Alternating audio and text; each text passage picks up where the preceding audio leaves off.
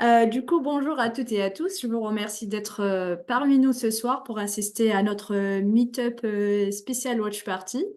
On va revivre ensemble les moments forts de la conférence Posit 2024 qui a eu lieu du 12 au 14 août 2024 à Seattle, aux US, à laquelle j'ai eu l'honneur de participer. Et du coup, je vais commencer par partager mon expérience personnelle de la conférence ainsi que mes impressions. Et nous allons également regarder deux replays de deux représentations sélectionnées. Et bien sûr, après chaque présentation, il y aura une discussion ouverte.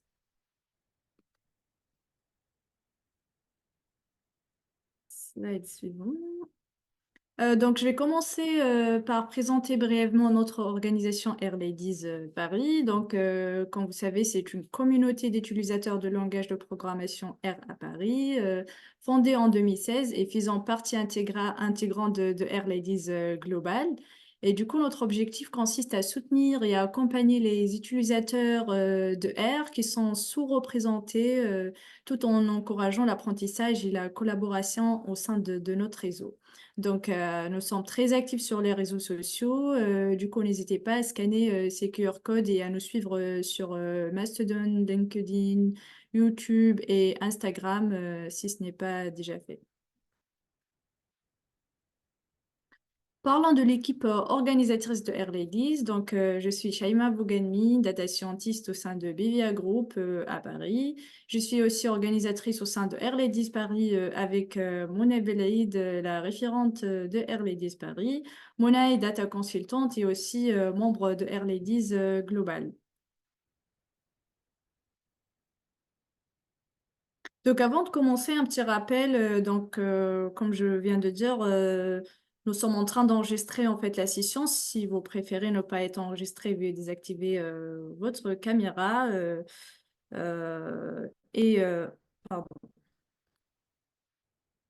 Si vous avez un commentaire ou une question à poser, veuillez bien sûr laisser un message dans le chat ou n'hésitez pas à activer plutôt votre micro et poser la question directement comme on n'est pas très nombreux, donc ça va être interactif. Et bien sûr, RLadies Paris s'engage à fournir une communauté respectueuse pour tout le monde. Vous trouverez notre code de conduite ici sur notre site GitHub.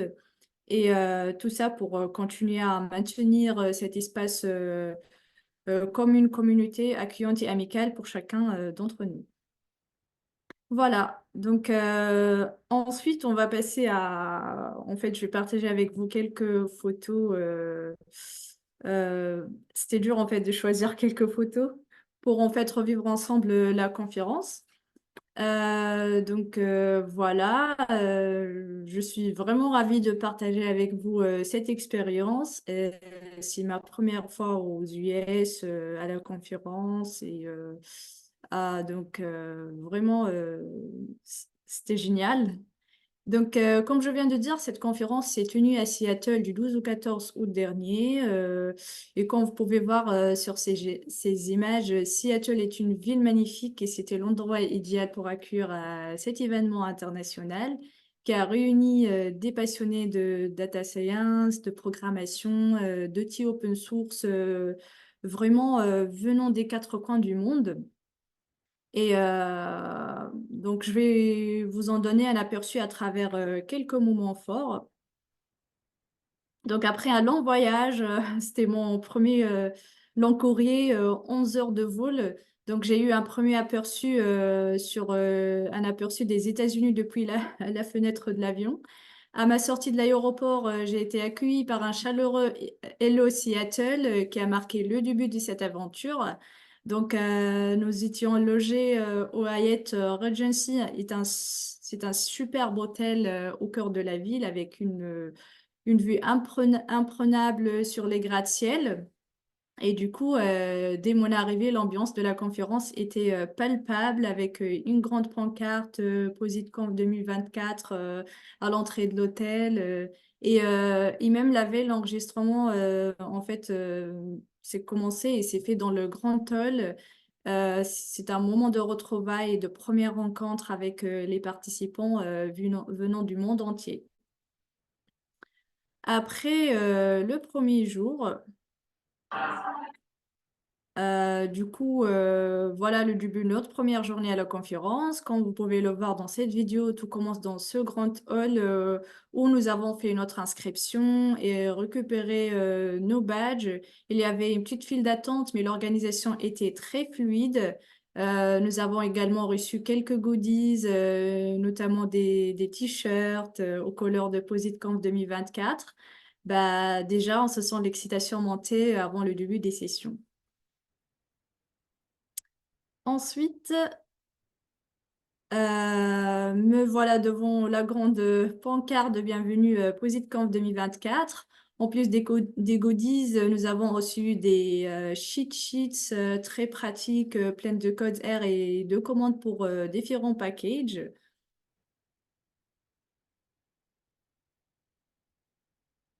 Après, parmi les nombreux workshops proposés, j'ai choisi celui sur le Big Data in R with Euro, animé par Nick Kran et Steph Hazlitt. Ce workshop était un excellent choix pour approfondir mes compétences en manipulation de données massives avec le package Euro en R. Donc pendant le workshop, la salle était bien organisée avec des membres de l'équipe Posit reconnaissables à leur t-shirt vert qui sont toujours prêts à nous aider en cas de besoin, que ce soit dans la salle ou même dans les halls de l'hôtel. Et ce que j'ai particulièrement apprécié, c'est le système simple mais efficace des post-it. Vert si tout allait bien et rouge si on avait besoin d'aide. Vraiment, ça permet une assistante immédiate et discrète. Après, en fin de journée, j'ai eu l'occasion de partager un moment convivial avec trois nouvelles connaissances dans le lounge de l'hôtel. Pour clôturer cette première journée riche en échanges, j'ai pu admirer une vue magnifique de Seattle illuminée sous les étoiles. Le deuxième jour a commencé en beauté avec le discours d'ouverture, bien sûr, d'Adley Wickham, une véritable figure emblématique de la communauté R. Je sais pas si vous arrivez. Voilà. Ensuite, j'ai pris un moment pour immortaliser ma visite devant le célèbre mur de X stickers remplis de logos hexagonaux de nombreux packages développés par Posit. Ça, c'est un passage obligatoire.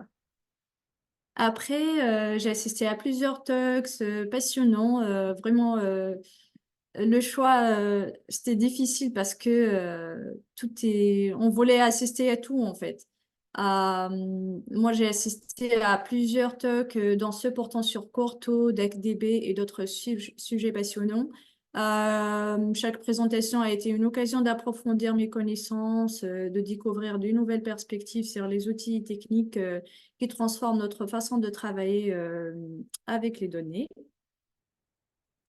Ensuite, c'est le moment de se restaurer dans une grande salle où l'ambiance était conviviale et encourageant chacun à s'asseoir à n'importe quelle table pour échanger avec d'autres participants.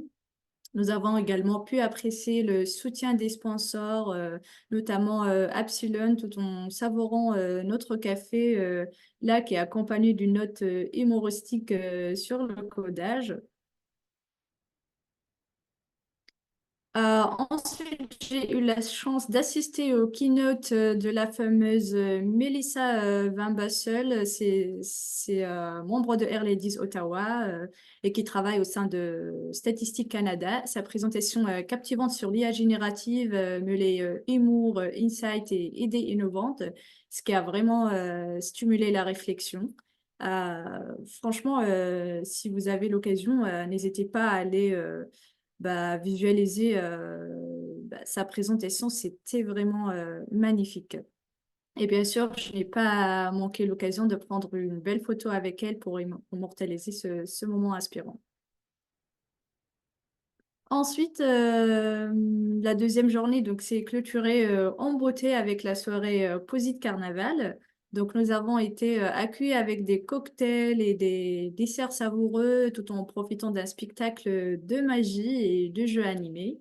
Donc, une ambiance festive était créée par un groupe de jazz qui a joué tout le long de la soirée, rendant cet événement tout simplement magnifique.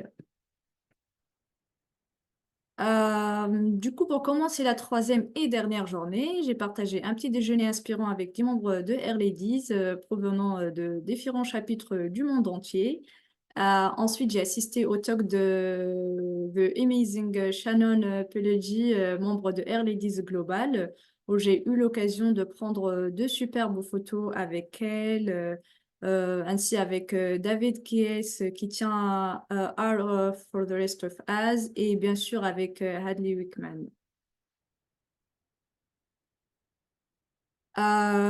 Du coup, j'ai assisté à une multitude de talks captivants. À chaque fois, le choix, c'est vraiment difficile. Chacun appartenant son lot de nouvelles connaissances et des idées inspirantes.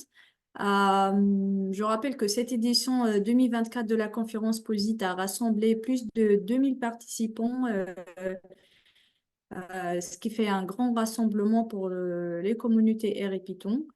Euh, après,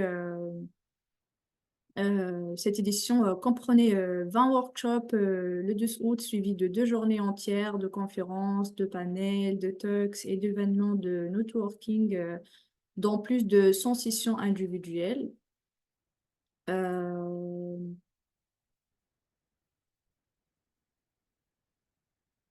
Voilà, donc la conférence est conclue avec un discours inspirant de Hadley Wickman qui a récapitulé les moments forts de l'événement. Il a également annoncé avec enthousiasme que la prochaine édition de je ne sais pas si vous arrivez à écouter. Je vais refaire. Oh. Il a également annoncé avec, comme j'ai dit là, que la prochaine édition de Posit se tiendra à Atlanta du 16 au 18 septembre de l'année prochaine. Voilà. Hop, pardon. Donc, le lendemain de la conférence, j'ai profité d'une belle balade au Public Market Center. C'est un lieu emblématique de Seattle où j'ai pu prendre quelques photos. Pardon. De découvrir la ville aussi, d'acheter quelques souvenirs mémorables. Et cela a été une manière parfaite de conclure mon séjour avant de me diriger vers l'aéroport pour mon vol de nuit de 11 heures. Donc, participer à Positron 2024 a été une expérience incroyable, remplie d'apprentissages enrichissants, de rencontres inspirantes et de moments inoubliables. Je remercie infiniment Posit pour cette opportunité et de moments inoubliables. Franchement, merci pour la bourse. À l'année prochaine peut-être, pourquoi pas. Voilà. Je vous remercie pour votre attention et si vous avez des questions, des remarques, n'hésitez pas en fait à activer votre micro, à envoyer un message. Ça sera avec grand plaisir. Je retourne sur Zoom. Euh,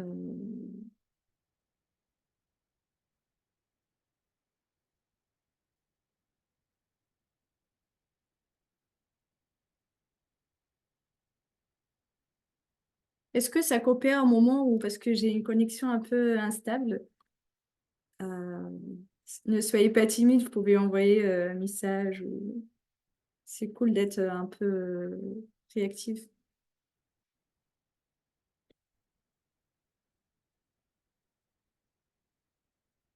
Bon, apparemment, il n'y a pas de remarques. Donc là, je propose qu'on passe à la visualisation. C'est bon pour le son. Merci Sylviane. C'est vraiment désagréable d'être seule en face d'un écran. Donc, c'est pour ça on préfère en fait de faire des trucs en live. Mais bon. Euh, Merci beaucoup, ça me rassure, il n'y a pas de coupure. J'espère que ça sera le cas pour la prochaine étape parce que là, On va visualiser en fait deux extraits des replays. Donc le premier, ça va être autour de Positron. En fait, ça s'appelle Introducing Positron, a New Data Science Idea. Daniel, essayez de... merci pour... Ah, merci beaucoup Daniel. Bienvenue. D'habitude, on fait des meet-up en anglais si c'est plus, comment dire, là, plus facile pour vous. Mais cette fois-ci, c'est juste une seule fois, c'est francophone, c'est pour ça. Donc, merci d'être là. Donc, j'ai dit que voilà, on va en fait visualiser ce talk de Positron, un petit extrait, parce que c'est vraiment long, mais si vous avez l'occasion, encore une fois, n'hésitez pas à aller Ok, ok Daniel, merci. Comme j'ai dit, en fait, de visualiser tout le passage qui parlait de positron, c'est vraiment très très intéressant. Donc nous, on va voir l'extrait plutôt de Julia Sig. Elle est engineering manager chez Posit et Thomas Mock, PhD et product manager chez Posit aussi. Donc, je vais repartager mon écran et dites-moi quand c'est OK. C'est le truc C'est là. bon, on voit. Merci Sylvia. Du coup, voilà. Euh, Voilà, voilà. Et dites-moi quand vous arrivez à entendre quelque chose. C'est pas encore commencé, mais ça va pas tarder. Yeah, oh, there we go. OK. All right, wonderful. Welcome, everyone. I am so excited to welcome. Vous entendez du coup ou c'est un peu faible? Non, pour moi, c'est bon. Merci. Welcome you here to this session where we get to introduce you to Positron. Et excusez-moi, j'arrive pas à mettre plein écran. This is a Je vais very juste early agrandir stage du coup. project that was just made public about 6 weeks ago. And I am the first of 7 speakers in this session. We're each going to speak for roughly 10 minutes. And at Pardon. the end, we will have time for questions. So as we're going through these talks, feel free to add questions to Slido. You should be able to find the Slido code either in the schedule or on Discord. And you can direct any question to a specific one of us, or just we as a team can answer them there at the end together. So my name is Julia Silge. I'm an engineering manager at Posit, here at Posit. And I have been working on the Positron team for about the last year. So Positron is a new next generation data science IDE. IDE stands for Integrated Development Environment, and it is a piece of software that allows you as a user to yourself develop software. So here in this example screenshot, somebody is writing a report using Quarto and R. And there are a ton of IDEs out there in the world. And what we're going to do during this session is tell you a little bit about what's new and or different and or special about Positron so that you can know why we're building this. And also, maybe more importantly, whether it might be a good fit for you. The first thing I want to tell you is that Positron is an IDE for data science.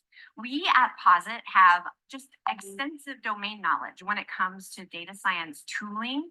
And we know that someone who's writing code to analyze data is different in some pretty fundamental ways from someone who is writing code for general software engineering purposes, like if they're building a website or building a mobile app.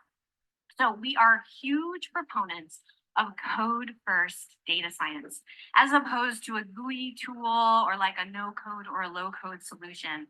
But it is a fact that tools that are built for a typical software engineer who is writing code, they're often not a good fit for someone who is who is writing code to analyze data. So all across our org, pretty much every single thing we build or make or do is informed by how deeply we know this and we believe in this, that we can make you as a data practitioner more productive by building tools that are specific for the kinds of tasks that you need to do. So this is exactly why we're building a new IDE. There isn't anything quite like Positron out there, and we hope that it's going to become one platform where you can do all of your data science. The second thing I want to tell you is that Positron is a multilingual or polyglot IDE. Currently, as of today, it has support for both R and for Python. A lot of environments that are built for you to do data analysis are specifically built just to use one language for scientific computing.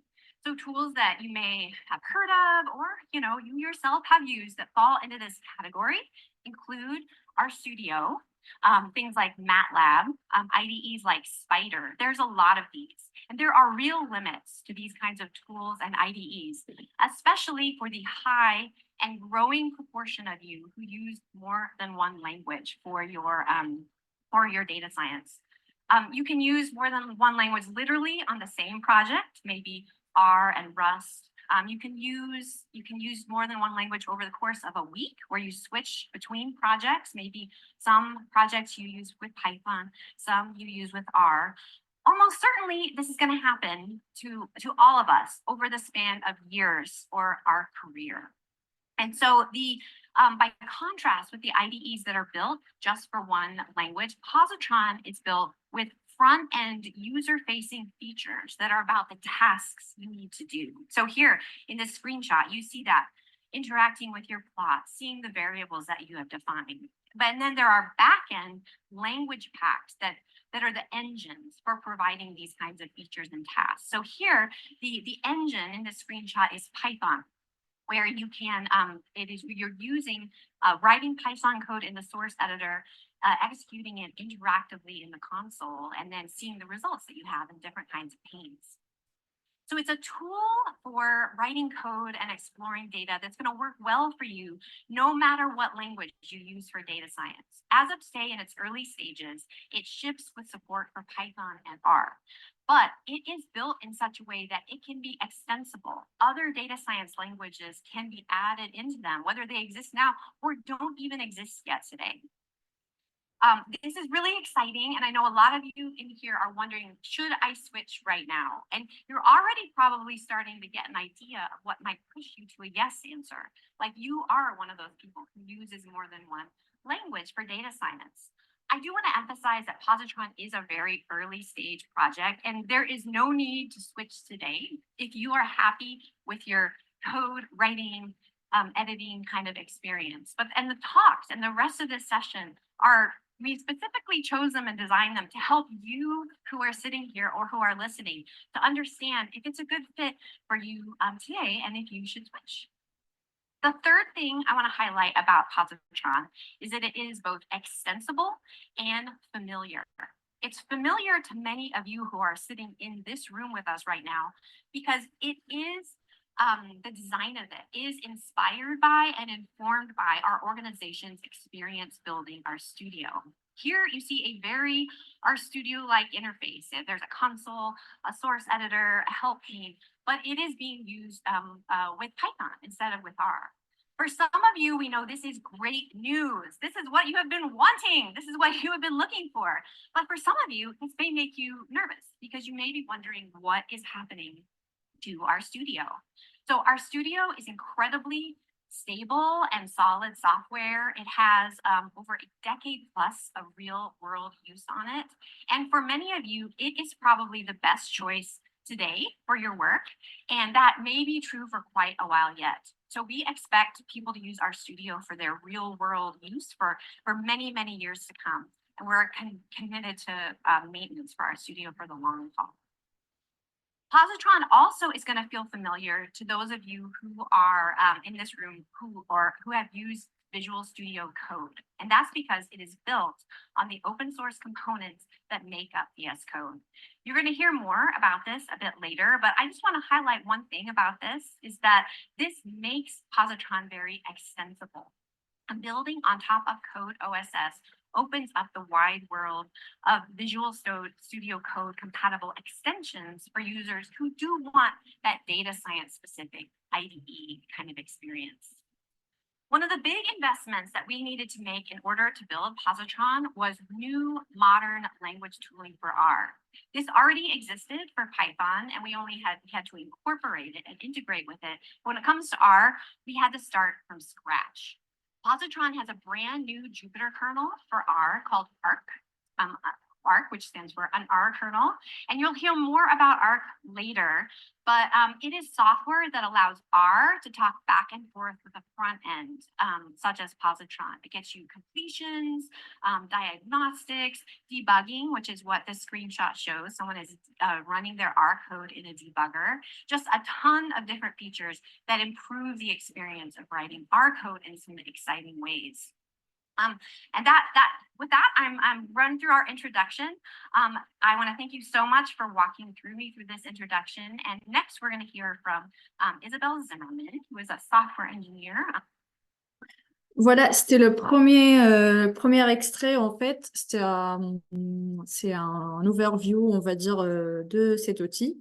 Donc là, on va passer à l'extrait de Thomas. Il va parler un peu plus techniquement. C'est plutôt vers 23, un peu plus.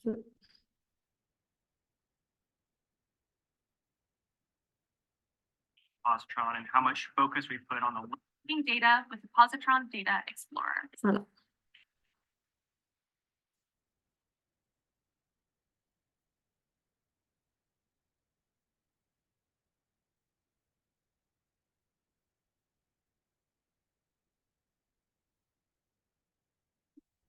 Thank you for the wonderful overview there, Isabel. My name is Tom Mock. I'm a product manager for Positron. And I'm excited to talk a little bit more deeply about one little area of Positron and how much focus we put on the little design principles within it.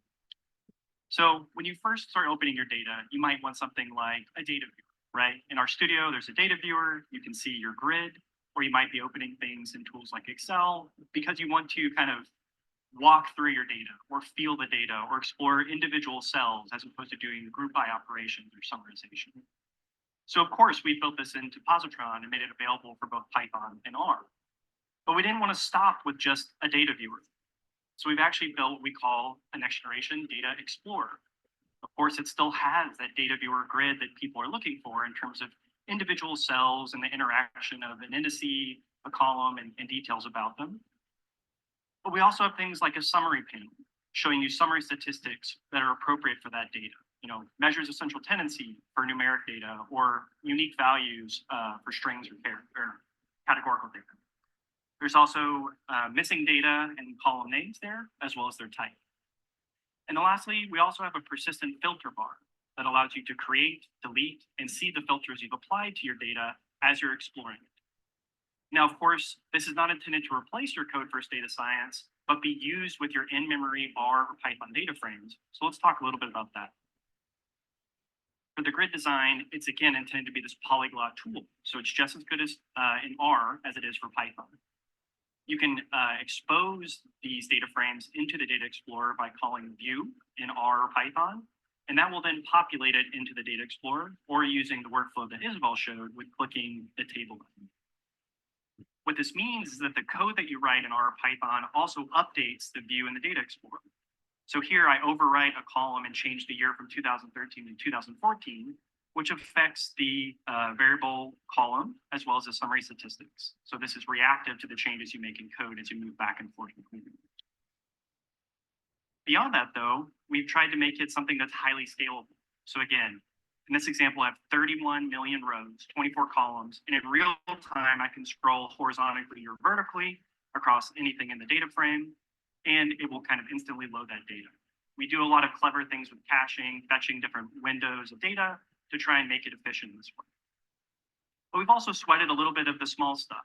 So things like sorting, it's not just one column, it's multi-sorting. So you can sort multiple columns at a time and show which order you've sorted them in and remove different sorting as needed so you can modify your data ephemerally in this way.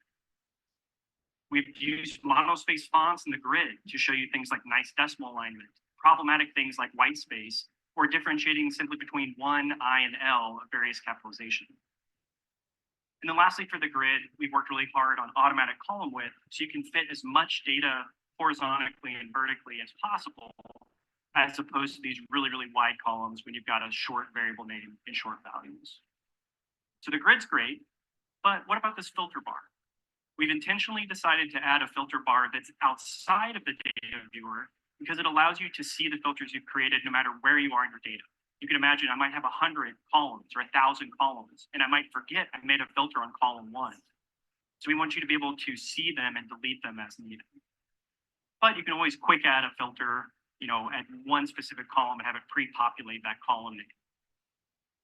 This also gives us the ability to have more rich filtering. So not just that I'm filtering on a single value, but for something like strings, it contains or starts with, or even a regex that says like, okay, this match. And for numbers, we have typical Boolean numeric operations, less than, greater than, or even between two values. So a lot of power here in how we built the filters. And then lastly, more closing out, we have the summary panel, which again has a lot of different component parts. We have the type. So as a symbol, we can show you the type and the column name. If you double click on the column name, it'll instantly move you to that column within the data explorer.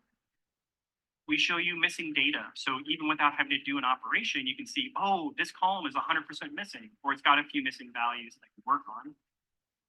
And then there's summary statistics here that show you appropriate things for strings or numbers or the various different data types. So this has been a quick run through, again, trying to sweat some of the small stuff in terms of what the Data Explorer can offer you.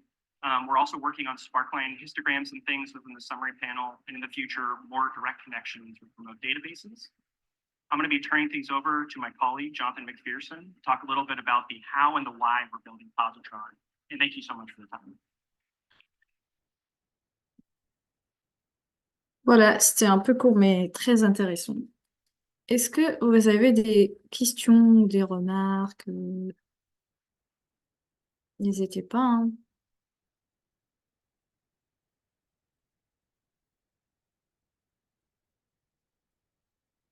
Ok, du coup, je propose qu'on passe au deuxième extrait.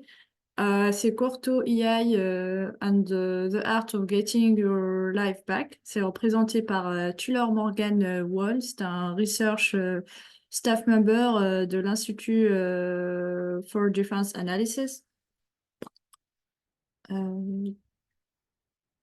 Ok.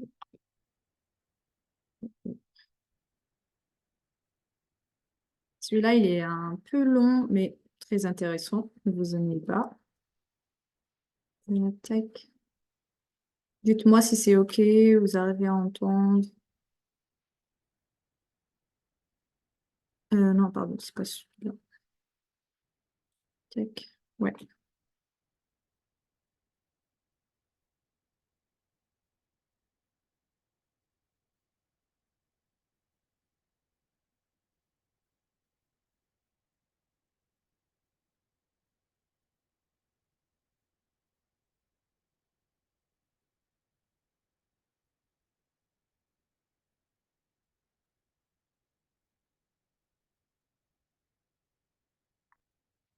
Hello, everyone. Yes, I'm Tyler Morganwall.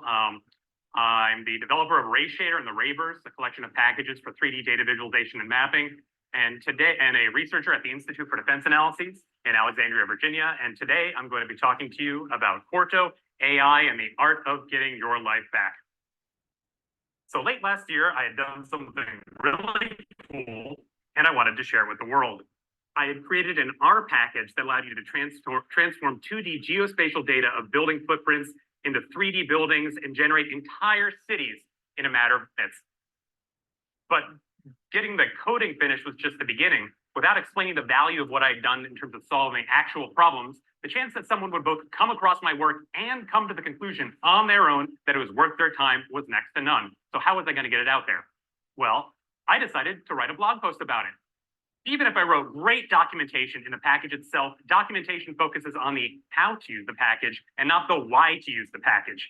But with a blog post, you can tell your project's origin story, what problem or idea brought it into being, and the trials and tribulations you encountered on your journey to solve those problems. Additionally, with a blog post, you control the medium. You can add as many high quality images and videos or make it as long as you want. And there is absolutely no chance that your blog will be purchased by Elon Musk. Now, I've run my own blog since 2016, and having a place to feature my own long form content has been a great boon for my professional life.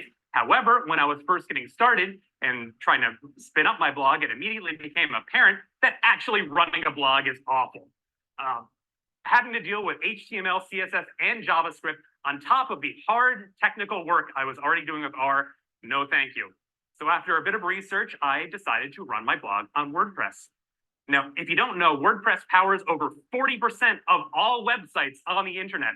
It's so popular because it's super easy to theme, customize, and publish content without any technical background. So it seemed like the obvious choice for somebody who wanted to spend as little time on the actual act of running a blog as possible. But appearances can be deceiving. The downside to WordPress's ubiquity is it's constantly being probed by hackers. So security updates are essential and unrelentingly frequent.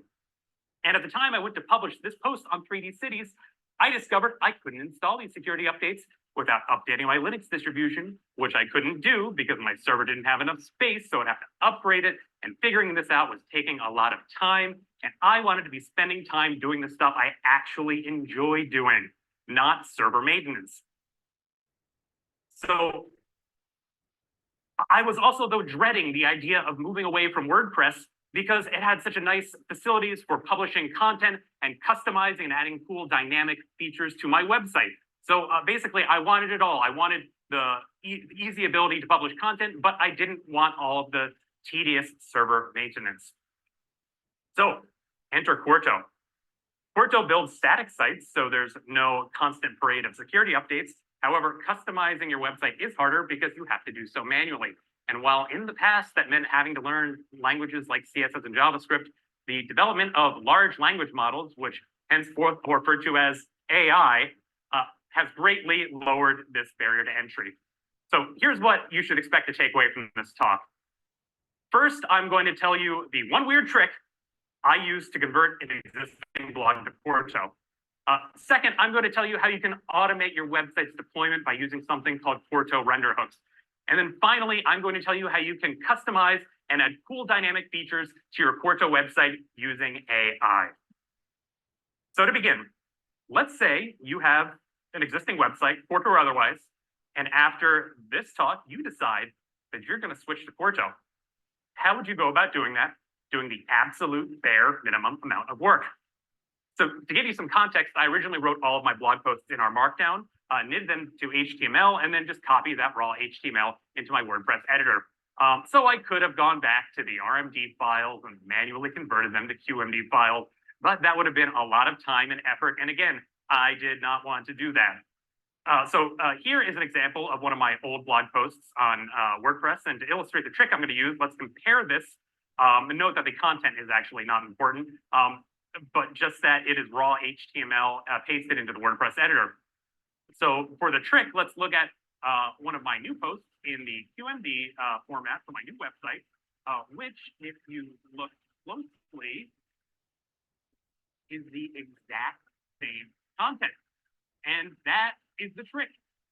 You can just copy and paste your old blog post HTML directly into a QMD file. When you render your Quarto website, that text will render as HTML, not text. You can also put it in a raw HTML block if you'd like, but you don't have to. The only work I had to do in this transition was to write a Quarto header for each post. Now, these are places where you specify the title and authors and dates, but you can also add shared content to each post. So on my old website, I had a custom JavaScript and style sheets added to each post via a global customization option in WordPress. And I was able to add these to the old posts on my new site via this include in header, include after body, and CSS field. Additionally, you can specify a featured image for each post, which here you might note is actually still pointing to a WordPress-specific media directory, WP content.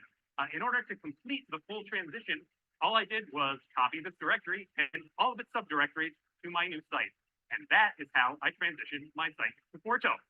So let's look and compare one of my old blog posts in the new. So here's an example of one of my old blog posts on my old website. And here is the new version of that. Different style, but note that all of the content is rendered perfectly, and it only required writing a few Quarto headers. And because this trick used just HTML, this could potentially apply to other blogging frameworks as well, although particularly in this case, if you had an RMD file, that's what makes this, I think, so seamless. Additionally, the only caveat is that if you have hard-coded layout elements that depend on the specific design of the page, or things like dynamic content such as WordPress shortcodes, those that have to be handled manually. But I had very few of those, so this was basically the whole process. However, having converted my website to Quarto, I now face the next issue, which is actually getting it online. Because in WordPress, I could just press the button, publish post, and my content was online. I wanted the equivalent of that publish post button in RStudio, and for me, that meant never having to touch a terminal and being able to do this entirely from my Quarto project. So how could I do that? With Quarto render hooks. So Quarto render hooks are a neat and powerful feature that allow you to inject your own scripts into the Quarto rendering pipeline. You can specify them in your project level Quarto file like this.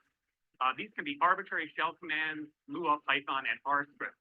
So here I specified a pre-render hook that just prints a fun message, as well as a post-render hook that does some actual work. For example, in my website, I store my media into non-standard directories, posts and images located, or images and videos located within my posts directory. And when I render my Quarto website, these are not automatically copied over. So all the first two post-render hooks do, is just copy those over to my site directory. I then call a R script called transfer site that does exactly what it sounds like. But note the one little argument at the end of this script. What exactly is that doing? So let's dive into the script and see. That little string is just effectively the toggle button to upload my site. When I don't want to upload my site and just work locally, I just change this string to anything else. And in R, you can use this command arg function to inspect what extra arguments or paths are when you called R. And when I change this to something else, this just skips the uploading process and just renders locally. I also then remind future me how to turn off the technology. That basic programming there. Now, here's the meat of the automation. So what I do here is just specify my local directories, my remote directories, and then I call this rsync utility via a system call, which then uploads the site. And that's it. Since I put this together, I haven't had to touch a terminal. I've been able to publish multiple blog posts and edit my site without thinking about any technical steps in between. Even though I had never used rsync before, I learned to use it very quickly by using AI. So AI is a great tool for learning new and well-established utilities such as rsync or popular languages like CSS and JavaScript. And that is what brings me to the last part of my talk. Customizing your website with AI. Well, transitioning from a server-generated framework like WordPress to a static framework like Quarto brings many performance and maintenance improvements. It does also limit some of the tool dynamic features of your website. And by moving from a massively popular tool like WordPress to a relatively new tool like Quarto, you lose a lot of the great community resources and tools that have been developed to help you go through that process. The development of AI, however, has vastly heated the playing field. The current batch of AI tools were in large part trained on web-based data, and we are trying to build a website. So while AI is not good at things necessarily like data science or being really good at R or critical thinking or basic mathematics, it is pretty good at asking it things like, hey, generate the CSS for me to make my submit form button sashay across the page when I press it. So let's do that. Not dancing buttons, but let's add some nice decorative 3D effects to our Quarto main page. So here are the Quarto postcards for each one of my blog posts on my old website. I wanted some sort of subtle 3D effects like that on my Quarto main page. So let's look and see what we're starting with in Quarto. So this is the default Quarto postcards, completely static with a white background. They're fine. I wanted to write some CSS to add some subtle animations and that sort of 3D pop-out effect when a reader mounts over the card. To do so, I iterated back and forth with ChatGPT, adding the generated CSS to my Quarto style CSS file, and then provided feedback with each iteration, which honed in on the effect I was after. We made small adjustments to the existing CSS to the existing CSS to get closer to what I wanted. And note that nowhere in my prompt was I using technical language specific to CSS to request what I wanted. I was using plain descriptive language like tilting a piece of brushed metal rather than asking for specific CSS features or classes. And that's one of the really strengths of AI, is that it's very good at translating your plain language requests into specific features and functionality in these languages. And even if it doesn't get the implementation exactly right, it will often get you about 90% there just by pointing out the features relevant to your response. And the risk of AI giving you the wrong answer, which is always present, can be mitigated if you have the ability to quickly check for correctness, which you can do here simply by rendering the page. So after 10 minutes back and forth with ChatGPT, this was the final result. A nice little 3D effect on my Quarto landing page made AI. However, this was a relatively easy act of AI, since what I was asking for was a relatively common and simple decorative effect. How could the AI handle something with user interactivity and imposed design constraints? So that brings me to the second effect I wanted AI to assist me on, which is an image carousel. So on my old website, I had an image carousel that faded through the 7 most recent posts at the top of the main page, as well as shows the title and put an image selector at the bottom that allowed you to select and go between the images. So in WordPress, this is actually generated dynamically every single time you went to the website. The page would query the server, it would generate the most recent post, and then some JavaScript would transform that into an image carousel. So how could I recreate this in Quarto? To do so, I would need 2 elements. First, I would need a way to query the most recent posts when I render the website, and then I would need some JavaScript to transform it into an image carousel. Thankfully, I didn't have to use AI for the first portion because I took a workshop in Quarto at this very conference 2 years ago that gave me the solution for what I needed, which is document listings. So document listings allow you to generate a feed of categorized and recent posts and add them to any Quarto page. And so here, the Quarto main page consists of a main listing of all posts, but you can add as many additional listings as you want. So here I added an additional listing above the first of the most recent 7 posts. Now I need a way to transform these into the image carousel. So the first thing we can do entirely in Quarto is just get them to the right size. So here I adjust it to take the full width of the main page, of the main content area on the main page, and then I adjust the image height via the image height argument, and then to our desired final image height for our carousel.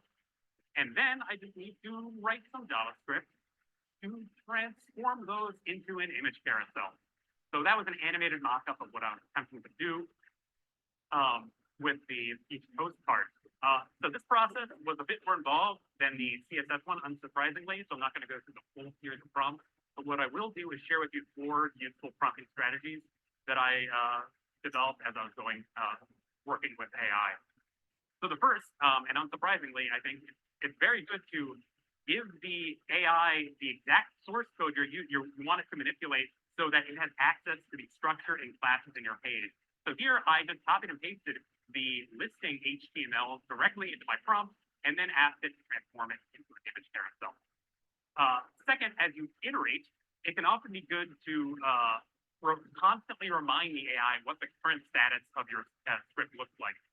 So even if it just generated for you a few prompts prior, AI can lose focus over time due to a limited context window. And I found if I didn't constantly remind the AI what the current status was, it would kind of forget and make really bad mistakes. And by providing it that current version, it actually ended up much more likely to give me a relevant response. Third, if you have visual details you want the AI to adjust, it can also be helpful to provide a screenshot of the issue as well as the description of it with your prompt.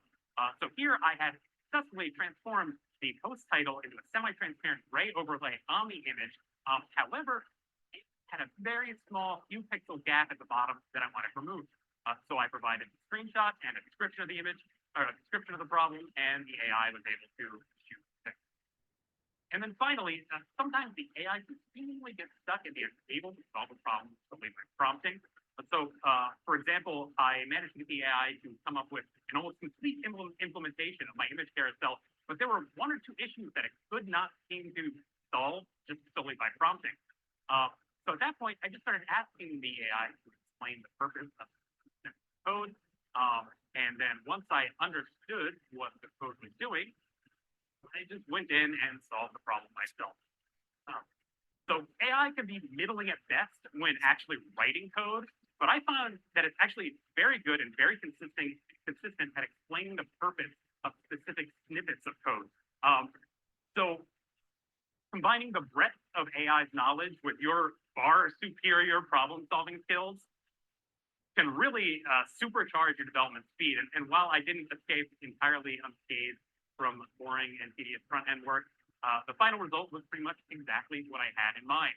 In fact, I liked it a little better than the original WordPress version because this one actually rotated between images rather than just faded, as you think something called an image carousel would. So in the end, my site was faster, better, easier to maintain. I guess the moral of the story is with Quarto, you can have it all. So as a takeaway, Quarto can render pre-existing HTML pasted into its CMD files. A very simple but powerful fact. Second, you can use Quarto render hooks to automate much of the tedious parts of website deployment and publishing away. And these can be written in R, and you can control them entirely in your project level Quarto file. And then finally, while AI can write code for you, it's often much more useful as a learning resource when working with unfamiliar tools. So using AI can help you focus on doing the things you actually like and save time so you can do those things that you love. Thank you. Voilà, merci Tiller. J'espère que vous avez réussi à bien suivre parce que moi je trouve que le volume il est un peu faible. C'est pour ça que j'ai activé le sous-titrage au cas où. Sinon c'est très intéressant, franchement, c'était top. Du coup, est-ce que vous avez des remarques, des questions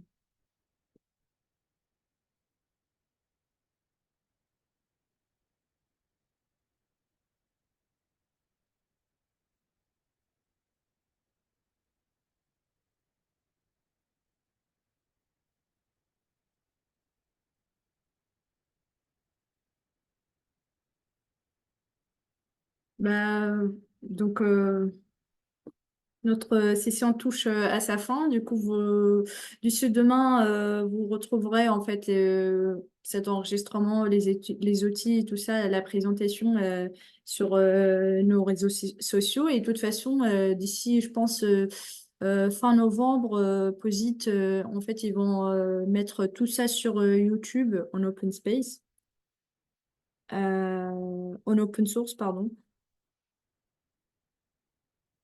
Ouais, t'as raison, Daniel, ouais. Voilà, comme j'ai dit, du coup, bah, là, on a choisi que deux extraits qu'on a trouvé vraiment intéressants. C'est en fait, c'est la mode, quoi. Tout le monde parle de ça et tout. Mais d'ici fin novembre, je pense, tous les replays vont être en open source sur YouTube. Donc, n'hésitez pas à choisir. Il y a vraiment le choix. Donc, n'hésitez pas à aller voir, regarder et revisualiser. Pourquoi pas tester et tout. Donc voilà, merci beaucoup pour votre attention, pour votre présence et à la prochaine pour de nouveaux meet-up. Donc stay tuned et suivez-nous. Merci beaucoup. Je vous souhaite une bonne soirée.